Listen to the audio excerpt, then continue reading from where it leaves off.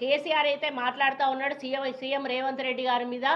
అసలు ఒక అంటే ఇక ఎవరితో వర్ణించాలో కూడా అర్థం కావట్లేదు.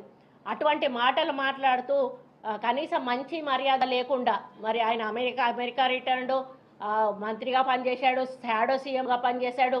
ఆయన మాట్లాడుతూ సీఎం మాట్లాడాల్సిన మాటలేనా అని మాట్లాడుకుంటూ మళ్ళీ మా సీఎం గారిని హౌలే గివులే అని తిట్టుకుంటూ పిచ్చి పిచ్చి మాటలు మాట్లాడుతూ ఉన్నాడు. పోయే కాలం దగ్గర పడ్డట్టున్నది కేటీఆర్కి. మరి కొంచెం జాగ్రత్త, ఎందుకంటే ఇప్పటికే స్టార్ట్ అయింది ఒకరిది. మీ చెల్లెగారు ఆల్రెడీ శ్రీకృష్ణ జన్మస్థానానికి వెళ్ళిపోయినరు.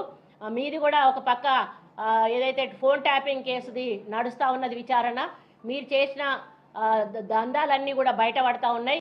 ఇంకా త్వరలోనే మీరు కూడా పోతారనే భయంతో ఇక లోపలికి పోతే మాట్లాడడానికి ఏముండదు కాబట్టి ఇప్పుడే ఇష్టం ఉన్నట్టు మాట్లాడి లోపలికి పోతాను చూస్తాను. కానీ ఎట్లాంటి పిచ్చి పిచ్చి మాట్లాడడం మానేస్తే మీకు మర్యాదగా ఉంటుంది, మాకు మర్యాద